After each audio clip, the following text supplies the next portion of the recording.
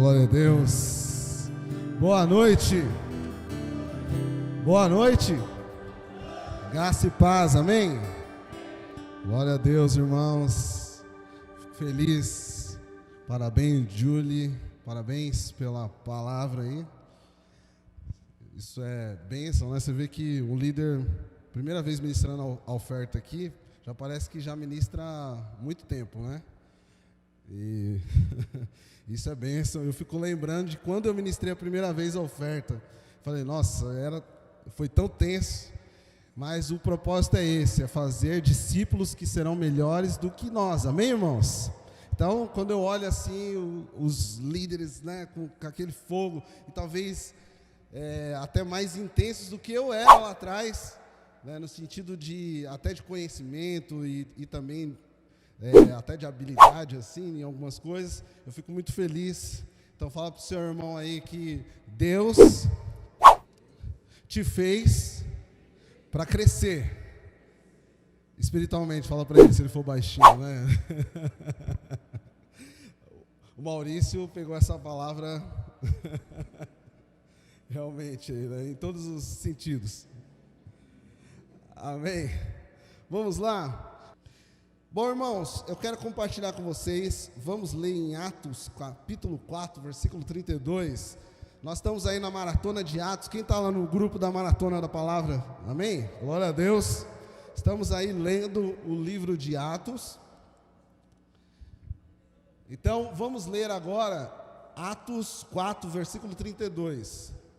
Diz assim: da multidão dos que creram, uma era a mente e o coração. Ninguém considerava unicamente sua coisa alguma que possuísse, mas compartilhavam tudo o que tinham.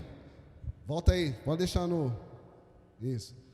Da multidão dos que creram, agora repitam comigo. Uma era a mente e o coração.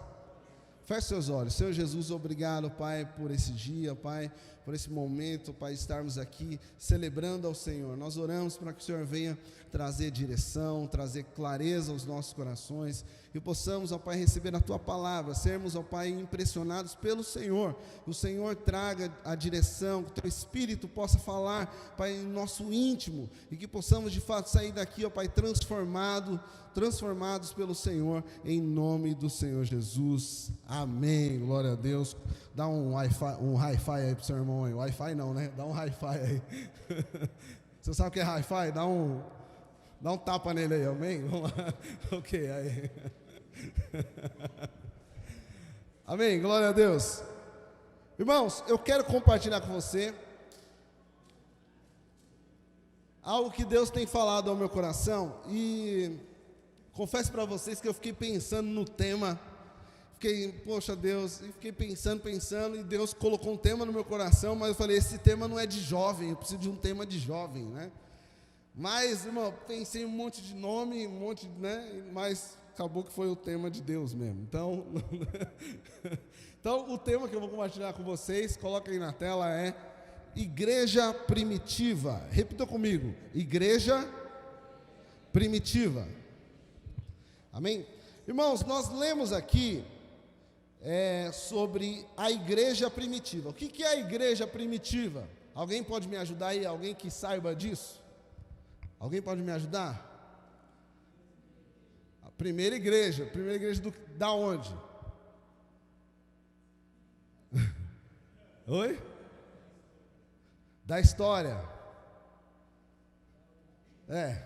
Ok. Beleza. Da história e qual história? Da história de quem, melhor? Oi?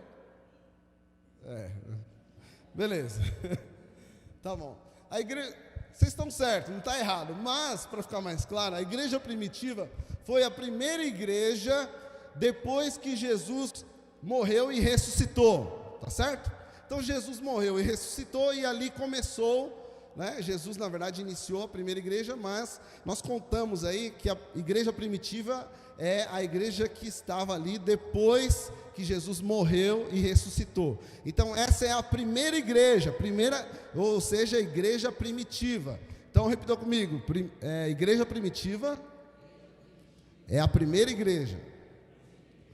Por que eu estou dizendo isso, irmãos?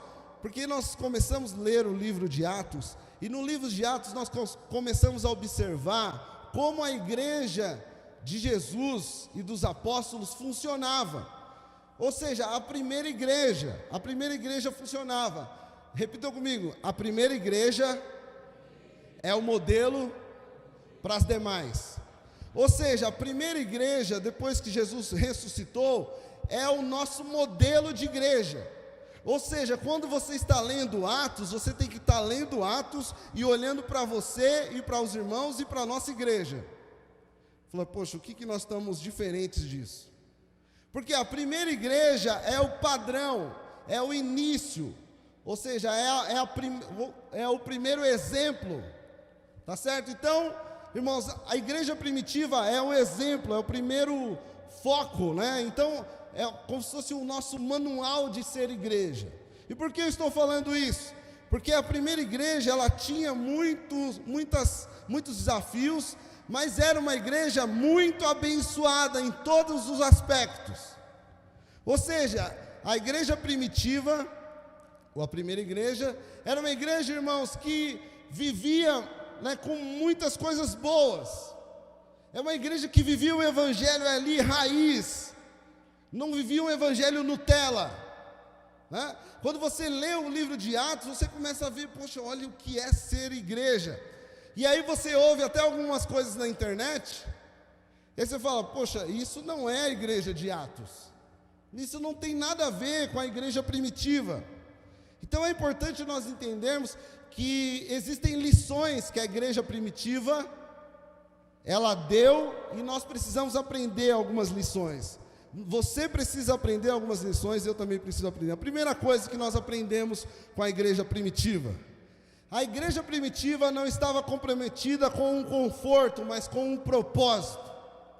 Porque a igreja primitiva, irmãos, se você for ler, né, ou começar a ler juntamente conosco aí o livro de Atos, você vai identificar que a igreja primitiva, a Bíblia diz que eles não tinham necessidade. A igreja primitiva não passava por necessidade. Por que não passava por necessidade? Porque todo mundo estava ali junto. E aí, irmãos, tinha alguns irmãos que tinham mais dinheiro. Olha aí para o irmão do seu lado, vê se é ele aqui, o cara do dinheiro da igreja. Amém? Então esse que tinha mais dinheiro, ele estava junto com os irmãos também. E quando ele via um irmão com necessidade, ele ia lá, irmãos, vendia o que fosse necessário para abençoar aquele irmão. Ou seja, era uma igreja que não tinha necessidade. Ninguém passava por necessidade. Agora pensa aí com você, existe alguém que você conhece dentro da igreja que tem passado por dificuldade ou necessidade? Se existe aí, ou talvez seja você, é porque infelizmente nós não estamos tão parecidos nessa área com a igreja primitiva. Porque a igreja primitiva ninguém passava por necessidade. Por quê? Porque um ajudava o outro, um contribuía com o outro. As pessoas abençoavam e um ajudava o outro. Ou seja, eles estavam comprometidos com o propósito. Repita comigo, eu preciso estar comprometido com o propósito. Só que muitas pessoas estão comprometidas com conforto e não com propósito. Eu estava refletindo essa semana e Deus me trouxe uma passagem, e isso começou a remoer dentro de mim, que é o livro de Jonas, né? E a história de Jonas. E Deus falou algo comigo. Deus falou, olha, vocês estão na geração de Jonas. Por que geração de Jonas? Porque você conhece muito bem a história de Jonas. Eu creio que você conhece, aquele cara que foi engolido por um peixe grande, na história popular por uma baleia, né? Tá certo? Então essa história. Mas irmãos, por que eu estou falando que muitas vezes nós estamos numa geração de Jonas? Porque Jonas, Deus fala para ele, Jonas, vai lá pregar em Nínive. Vai para Nínive pregar, né? Vai lá porque subiu aqui, eu senti a maldade, o pecado deles está devastador. e eu senti algo, e chegou o pecado aqui diante de mim, vai pregar para eles. E aí o que Jonas faz? Jonas, sai fora. Vamos ler Jonas capítulo 1, versículo 3. Coloca aí para mim. Diz assim: mas Jonas fugiu da presença do Senhor, dirigindo-se para Tarsis. Desceu à cidade de Jope, onde encontrou um navio que se destinava àquele porto. Depois de pagar a passagem, embarcou para Tarsis para fugir do Senhor. Presta atenção aqui. Ou seja, Jonas, Deus fala para ele, vai pregar em Nínive. Ele fala, poxa, eu vou nada. Depois nós começamos a identificar que ele tinha alguns problemas lá com o povo de Nínive. Mas entenda, irmãos, que ele não queria ir pregar em Nínive. Nínive era um lugar de desconforto para Jonas. Nínive era um lugar que ele não queria estar, não era da vontade dele. Ele não tinha prazer de estar em Nínive, ele não tinha alegria de ir para Nínive, mas Deus mandou para Nínive. Esse é o problema dessa geração, como de Jonas. Muitas vezes nós queremos fazer aquilo que nós achamos que de fato é o mais confortável. Se eu estou confortável, se eu estou no conforto, eu estou cumprindo a vontade de Deus. E Jonas? Ou seja, Deus manda ele para um lugar que é desconfortável.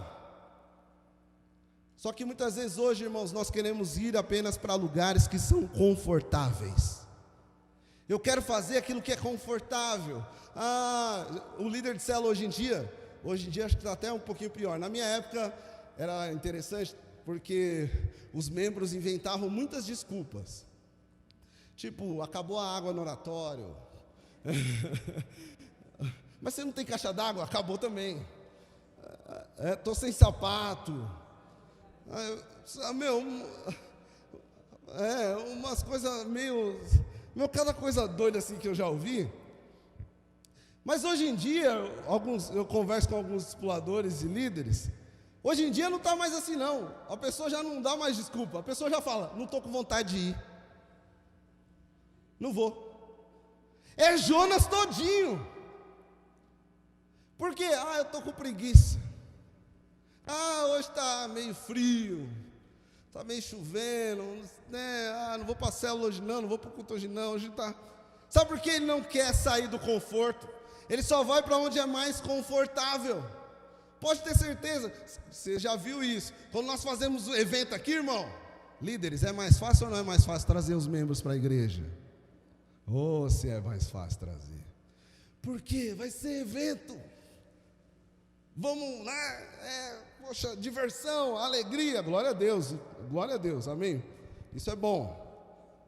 Mas eu estou dizendo que esse é o espírito, muitas vezes, de Jonas.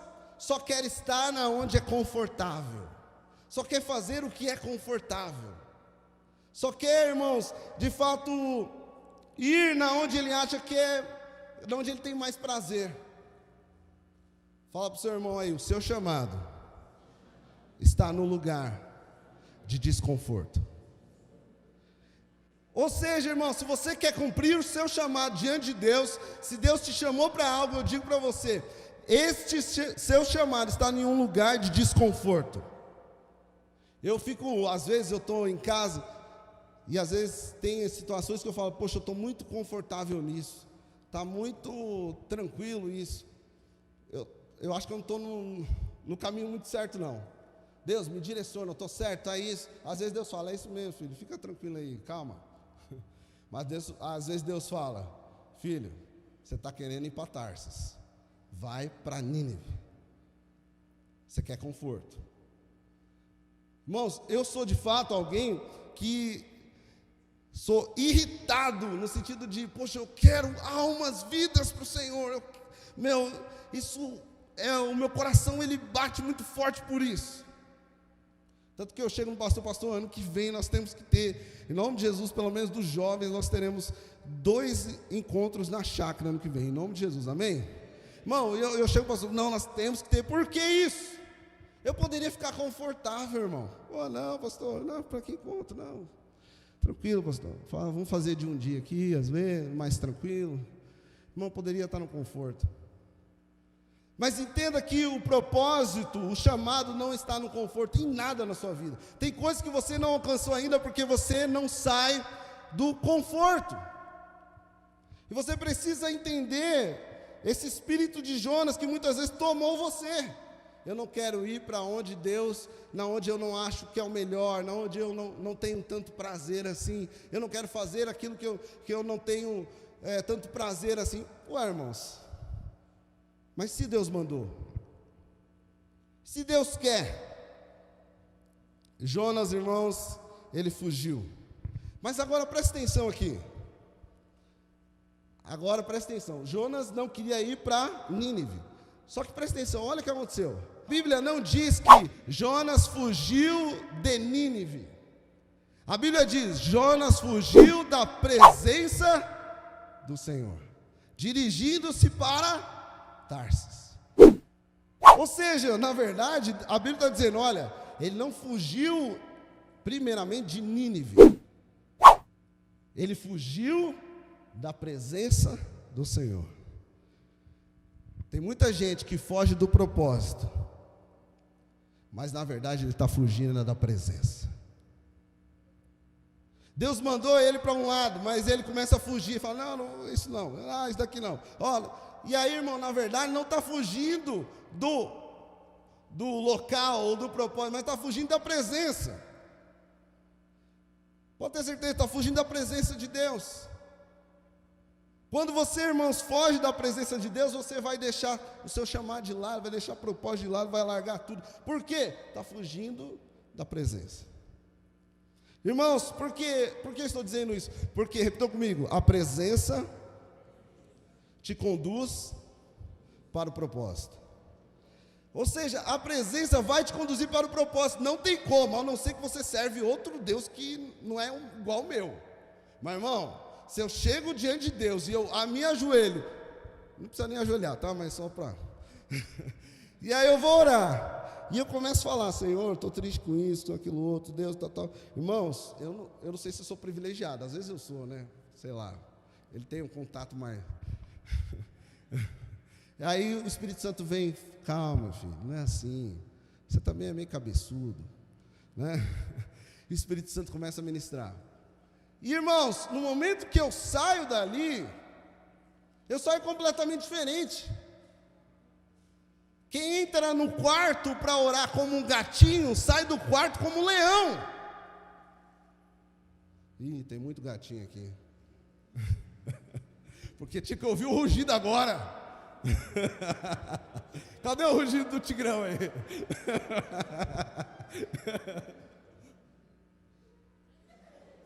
Aquele rugido estava difícil, hein? Meu Deus do céu. Porque, irmãos, entenda que a presença de Deus vai te conduzir para o propósito. Então Jonas fugiu da presença, porque automaticamente ele não seria conduzido para Nínive, para o propósito. Então ele tentou fugir da presença.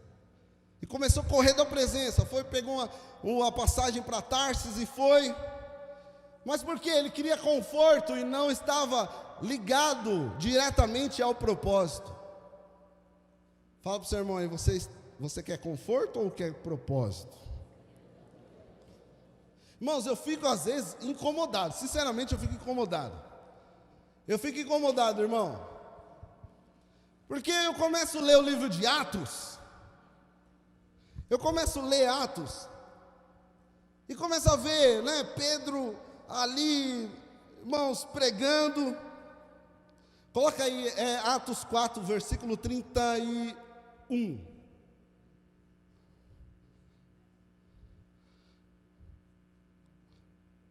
30. 29. Aí, vamos lá. Nós vemos aqui, irmãos, olha, uma declaração. Agora, Senhor, considera as ameaças deles e capacita os seus servos para anunciarem a tua palavra corajosamente. Irmãos, eles sofriam o que lá nessa época? Ameaça. Se você for ler outras passagens, até passagens anteriores aí, você vai ver que Pedro estava pregando, irmãos, e de repente, ele estava pregando, pegaram ele e prenderam Pedro e João. E a Bíblia diz que depois disso, mais 3.000 pessoas, 3 a 5.000 pessoas se converteram. E eu fico olhando essas coisas e falo, meu Deus, por quê? Olha, eles foram presos pregando o Evangelho. E, olha, foram presos pregando o Evangelho, ou seja, foram levados a um lugar de desconforto. Aí que Jesus é esse? Porque hoje, se você vai para um lugar de desconforto, não é Jesus não que está comigo. Irmãos, entenda, quando nós temos Jesus, não é garantia que nós não passaremos por dificuldades, vamos passar, mas em meio às dificuldades, nós teremos confiança que Ele está conosco. Ou seja, não é, tipo, tem pessoas que às vezes ficam assim, Jesus, eu estava vivendo esse problema, aí Jesus me deu paz. Aí daqui a pouco, eu não tive paz, e pá, né? Ok, tudo certo. Mas irmãos, a realidade não é que Jesus vai te dar momentos de paz, mas Ele vai fazer com que você seja a paz, porque Ele está dentro de você, então você vai ter a paz dentro de você.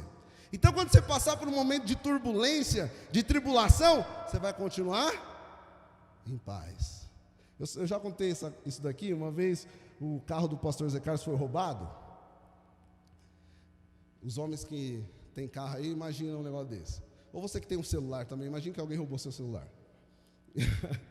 Aí, irmãos, o filho do pastor, o Rodrigo, ele falou que foi encontrar o pastor, onde ele tinha sido roubado. Quando ele estava chegando lá para encontrar o pastor estava descendo a rua, e ele fala, meu pai estava descendo a rua dando risada, depois de ter sido roubado. Aí ele me contando isso, né, tipo indignado, como que pode, roubou o carro, não sei o quê, aí desceu a rua lá, dando risada e tal. Aí eu ouvi isso e falei, nossa, que muito louco. Sabe por quê? Porque o carro foi roubado, houve um problema. Mas irmão, se a paz está dentro de você, sorria. Porque depois de um tempo, deixaram o carro ali no corpo, o carro foi recuperado e está tudo certo. E se não fosse recuperado, sorria, Deus te dará outro melhor. Amém? Então, irmãos, ande com a paz. Não fique apenas querendo momentos de paz. Isso daí é um programa da TV, né? Momentos de paz. Irmãos, ou seja, ande com a paz. Então, nós vemos aqui que Jonas, assim como a igreja primitiva, irmãos, na verdade Jonas correu do propósito durante um tempo, mas a igreja primitiva entendia isso, o propósito. Nós precisamos caminhar rumo ao propósito. Tem gente que prega um evangelho que é muito algodão doce. O que é o evangelho algodão doce? Docinho, não tem nada, né? É o fogo, hein? Né? E daquela coisinha, tal. Irmão, e aí nós geramos crentes fracos, muito fracos. Qualquer probleminha, e começa, falei, meu Deus do céu, mano. Essa semana eu estava com os meninos ali, celebrando a vida. É que não tinha motivo aí, né? Colocou alguma coisa. Aí aí nós começamos a contar a história de pai, né? Vocês sabem que é complicado. E aí eles começaram a contar algumas histórias, que eu fiquei, nossa, a situação deles foi muito mais difícil que a minha. Muito mais difícil, né? E hoje eles dão risada, tal, glória a Deus, Deus abençoe, estão aí avançando no reino, e Pode estar sem o pai, mas está feliz, amém? Glória a Deus.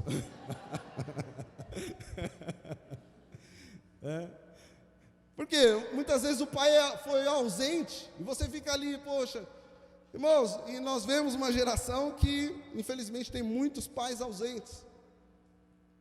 Mas se você não tiver uma consistência em Deus, irmãos, você sempre vai colocar esse motivo, porque você está assim, porque é o meu pai, porque não sei quem. Irmãos, firma no propósito, esteja firmado no propósito.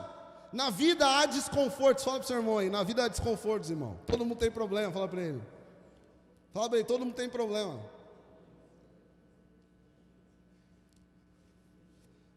Tem que ter, irmãos, não adianta. E aí eu vejo algumas coisas, alguns evangelhos não, algumas pregações, às vezes até na internet, pregações, comentários.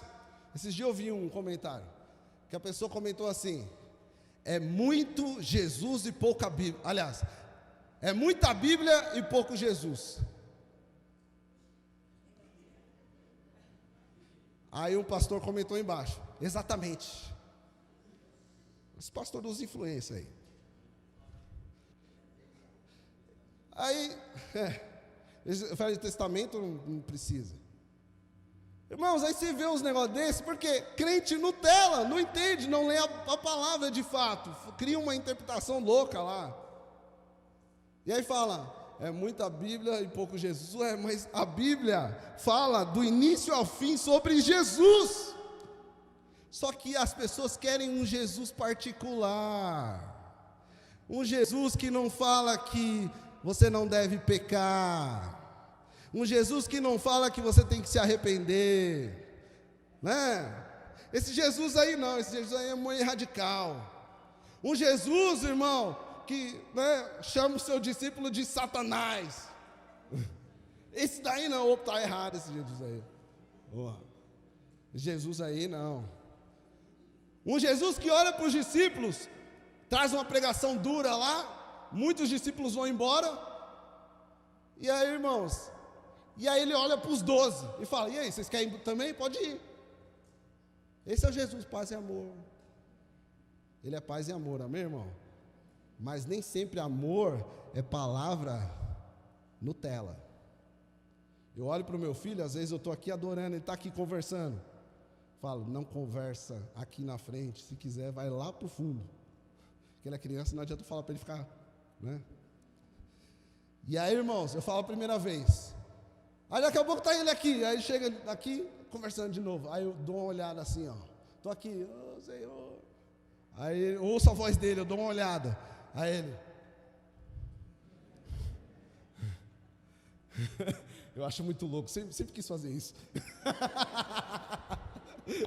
Eu sempre pensei, quando eu for pai, eu quero ser aquele pai que olha assim o filho. Então, irmão, tem hora que eu faço ali, eu fico feliz. Mas, irmão, por que eu faço isso? Porque eu não amo meu filho. Não, eu estou disciplinando ele. Às vezes em casa, quando ele faz alguma coisa errada, eu tenho que subir o tom, tenho que falar um pouco mais forte. Tenho que falar um pouco mais forte. Tenho que de fato ser um pouco mais duro em alguns momentos. Isso significa que eu amo meu filho. Se ele pega uma faca, irmão, vamos supor, meu filho pegou uma faca. Aí ele fala, faca. Aí eu falo, filhinho, cuidado com essa faca, filhinho, eu te amo, viu? Aí ele, faca. Filho, deixa essa faca aí, filhinho. Faca. Irmão, ele vai largar a faca? Não vai. Mas ele pegou a faca e fala, Eduardo, larga essa faca aí. Aí ele, né? Não larga. Aí eu, Eduardo. Por quê? Por que eu estou falando isso? Porque eu amo, não quero que ele se machuque com a faca. Entenda, irmãos, que o evangelho é exatamente isso. Às vezes que o evangelho vai ser duro com você, é porque você precisa mudar em algo para crescer. Amém? Para avançar. Não é para te humilhar, o evangelho não é para trazer culpa, para você ficar culpado, olha o pecado que eu cometi, não sei o que, não, o evangelho traz graça de Deus, vai trazer arrependimento, vai trazer mudança de vida, e assim você vai crescer, amém, irmãos? Fala para o seu irmão aí, preparado para crescer? E a segunda coisa, Segunda coisa, a primeira coisa que havia na igreja primitiva, não estar comprometido com o conforto, mas com o propósito. Segunda coisa, havia unidade e muita comunhão. Unidade e muita comunhão. Irmãos, é importante nós entendermos que a igreja, que você precisa ter comunhão uns com os outros. Vou fazer uma pergunta aqui. Quantos aqui essa semana se reuniu com alguém da igreja? Que não seja célula.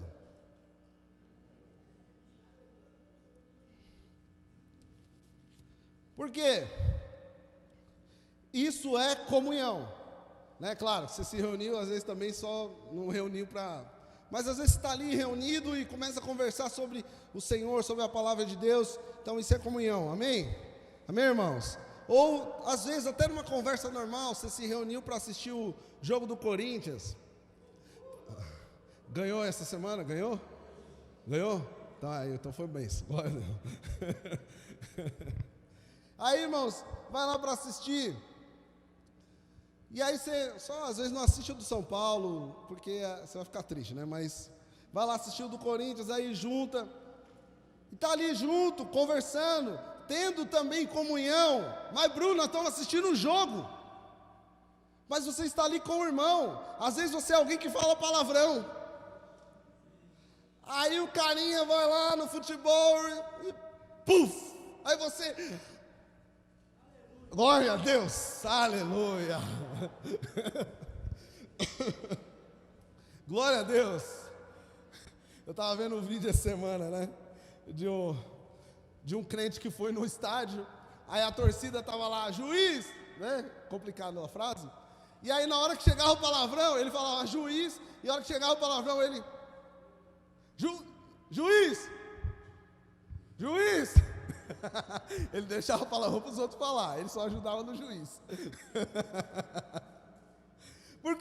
Irmãos, por que eu estou falando isso? Porque a comunhão traz cura. Fala para o senhor, comunhão traz cura. Quando Jesus aparece para os discípulos, para alguns discípulos ali no caminho de Emaús, quando Jesus senta com os discípulos, irmãos, ele senta e começa a repartir o pão. E começa a ter comunhão, e através da comunhão, aqueles homens descobrem que era Jesus. A comunhão revela Jesus em você, amém? A comunhão revela Jesus, então é importante ter comunhão. Fala para o seu irmão aí, vai rolar jantar lá hoje?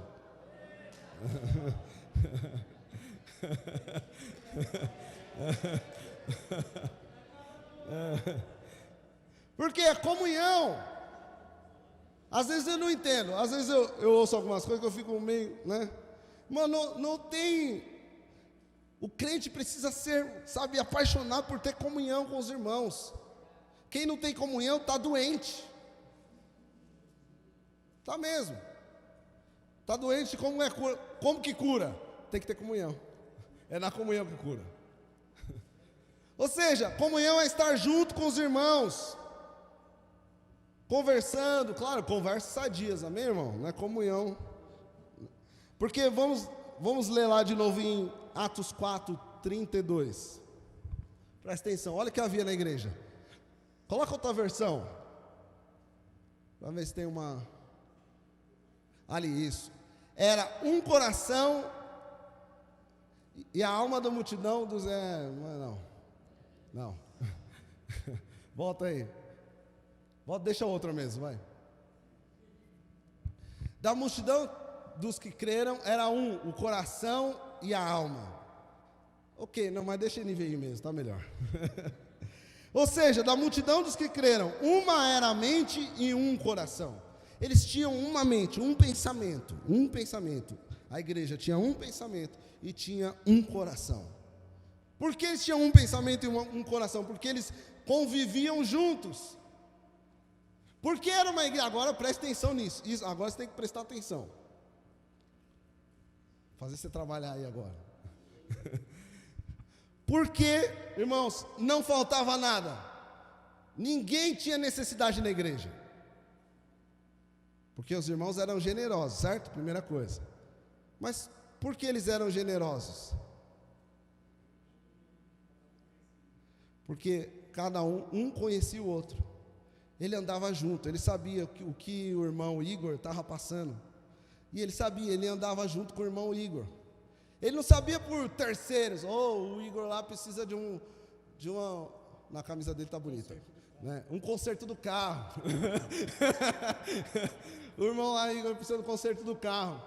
Ele não ouve de alguém, mas como ele estava em comunhão, aí tinha um mecânico na igreja. Aleluia. Aí ele estava em comunhão, aí o Igor chega, nossa, meu carro quebrou e tal, né, e tal, estou meio triste porque o carro quebrou, mas eu estou em paz, amém? Triste, mas em paz. E eu estou, né, caminhando, o irmão está sempre ali com o Igor, o irmão também é corintiano, ou talvez não é também, né, vai saber. Então, aí ele está ali, irmãos, mas está ali junto com o Igor, em comunhão, toda semana, junto. Irmão, olha que a hora que ele vê o problema do Igor, ele vai se sentir comovido em ajudar. Então a igreja não tinha necessidade porque todos estavam em comunhão. Eu digo para você, quando você foge da comunhão, você está, na verdade, fugindo do padrão da igreja primitiva. Ou seja, ter comunhão. Obrigado, aplaudo o Senhor pela vida do Igor. E se você sentiu de Deus, para abençoar no carro dele, está aqui disponível no final do culto. Havia generosidade. Então, pela comunhão, as pessoas sabiam da necessidade uma das outras. Então, quando você tem comunhão, irmão, você vai curar suas mágoas. Eu contei aqui da história dos meninos. Que tem um problema de pai ausente. Mas aí, irmão, juntou um monte de jovens sem pai. O que aconteceu? Virou comunhão, curou a mágoa. Agora conta as histórias rindo. Ué, mas antigamente contava história chorando, agora conta história rindo, por quê? A comunhão cura. Deus usa a comunhão para curar, amém, irmãos? Então fala para o seu irmão, esteja em comunhão com os irmãos. Deus valoriza tanto a comunhão que lá em Mateus 18, versículo 20, diz assim, caminhando para o fim agora, Mateus 18, 20, diz assim: pois onde se reunirem 2 ou 3 em meu nome, ali eu estou no meio dele. Até Deus gosta de gente, e você quer ficar isoladinho, né? Tem gente às vezes que se frustra com uma igreja, aí ele vai para outra, aí fala, não vou me envolver com ninguém lá. Por quê? Para mim não se frustrar novamente. Ué, irmão, não, tem que se envolver mesmo, tem que se frustrar novamente. Você acha que não vai se frustrar? Vai se frustrar, às vezes o irmão fala uma coisa que você não gostou, mas isso que é crescimento, amém, irmão? O irmão falou uma coisa que você não gostou, o outro fez isso, né? Aqui não tem ninguém de cara virado um para o outro, amém, irmãos? Irmãs, amém, irmãs, aleluia. Os irmãos é mais no futebol, né? Tem que... Mas entenda, isso é falta do quê? Comunhão. O líder, quando você vê uma pessoa da sua célula de cara virada para outra, faz comunhão.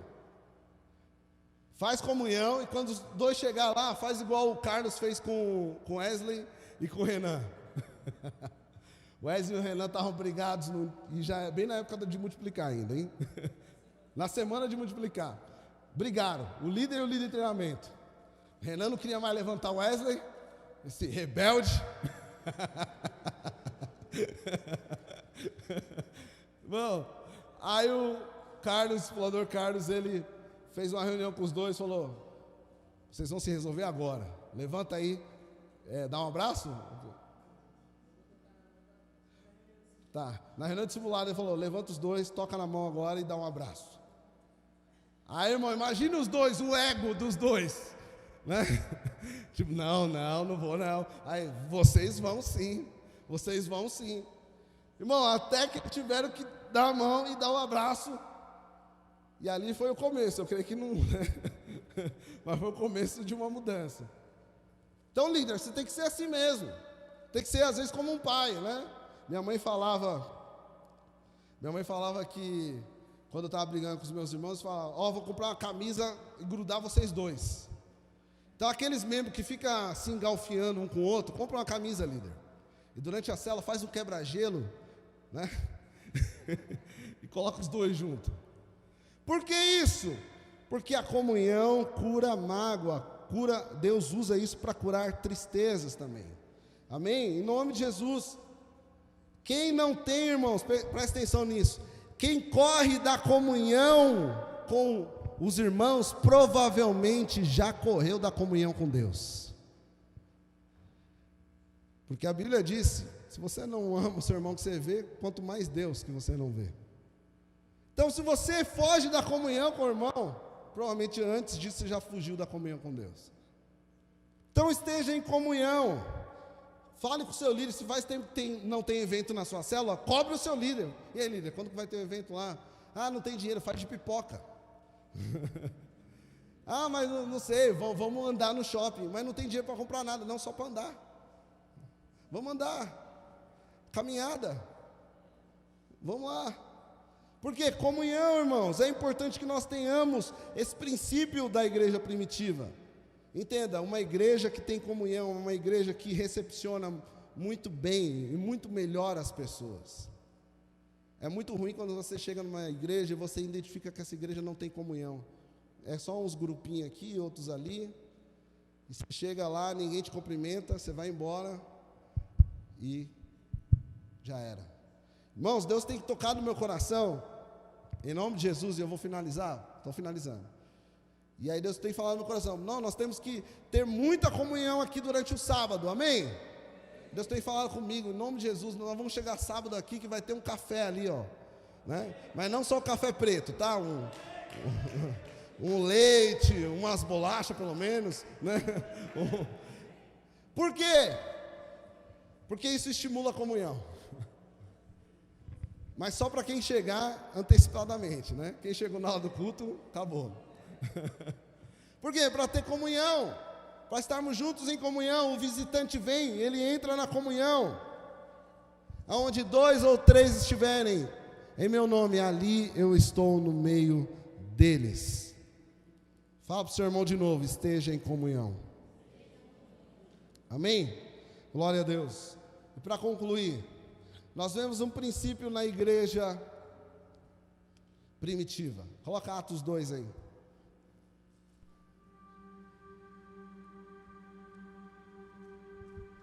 Irmãos, em Atos 2, acontece um evento. O primeiro evento a descida do Espírito Santo. E preste atenção, a descida do Espírito Santo não veio para os discípulos, cada um na casa deles orando. Não veio para as pessoas, cada um na casa deles orando. A descida do Espírito Santo veio como? Estavam todos reunidos num só lugar. Como eu disse para você, eu acho que eu expliquei isso para os líderes. A Bíblia tem na verdade um princípio da primeira menção. Repita comigo, primeira menção. Aquilo que é, por exemplo, se tem alguma palavra na Bíblia que foi mencionada primeiro, ela vai determinar o significado dessa palavra para todo o restante da Bíblia. Tá certo? Então, em um acontecimento é a mesma coisa. Aqui foi o primeiro acontecimento da descida do Espírito Santo. Então isso, irmãos, determina para todo o restante, para a história. Então o Espírito Santo desceu quando estavam todos reunidos num só lugar. Sabe por quê? Existe uma unção diferente aqui quando você está reunido. Quando nós nos reunimos, há uma unção diferente. Talvez você fale, não, vou ficar em casa orando. Vou ficar em casa, não vou não. Jesus está aqui, já viu esses papos? Jesus está aqui no meu coração. Ok, está aí mesmo, tudo certo. Mas existe uma unção diferente quando você se reúne com os irmãos. É um princípio, a primeira menção. Existe algo diferente quando você se reúne com os irmãos.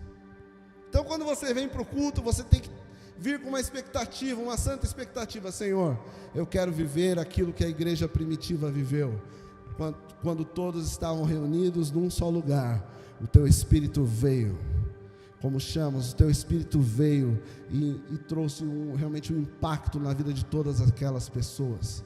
Senhor, que nós hoje como igreja tenhamos a mesma direção, a mesma linhagem da igreja primitiva. Se hoje nós estamos aqui porque nós cremos que o Espírito Santo de Deus pode e vai descer de forma poderosa sobre cada um de nós, quem crê nisso? Então neste momento eu gostaria que você ficasse sobre os pés, porque a primeira menção da descida do Espírito Santo foi quando todos estavam reunidos. E eu coloquei um propósito nessa nossa maratona da leitura de Atos. Eu coloquei um propósito de fazer jejuns radicais como eu nunca fiz. Porque hoje em dia também, né? Não precisa jejuar não. Para que jejuar? Jesus já fez tudo na cruz, né? É uns papos nesse sentido. Jesus já fez tudo na cruz, mas Ele mesmo disse que quando Ele fosse aos céus, os discípulos teriam que jejuar. Então, irmãos, eu coloquei um propósito durante essa maratona da leitura de Atos. Eu coloquei um propósito: Senhor, eu vou fazer jejuns radicais como eu nunca fiz. Eu vou ousar mais nos meus jejuns.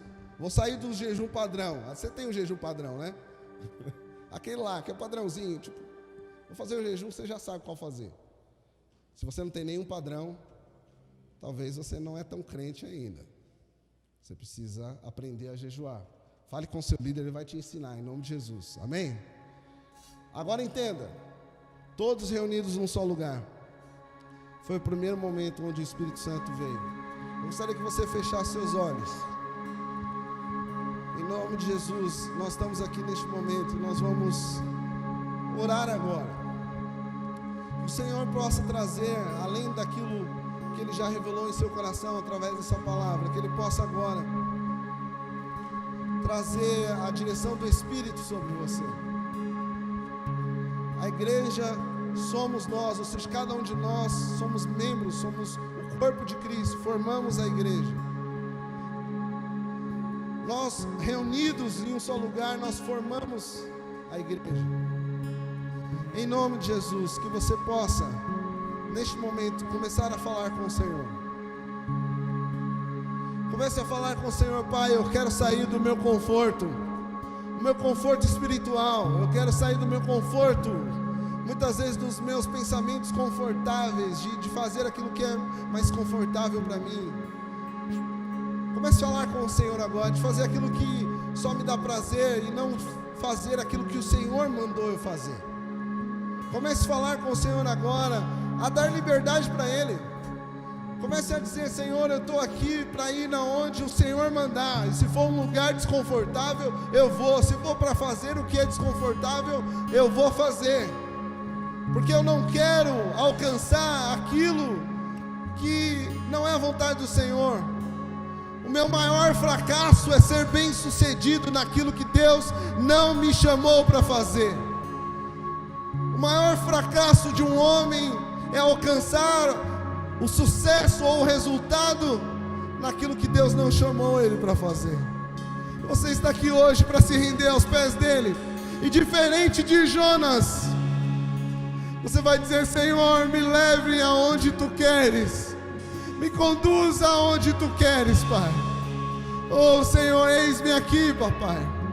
Oh, em nome de Jesus, em nome de Jesus, comece a falar com o Senhor.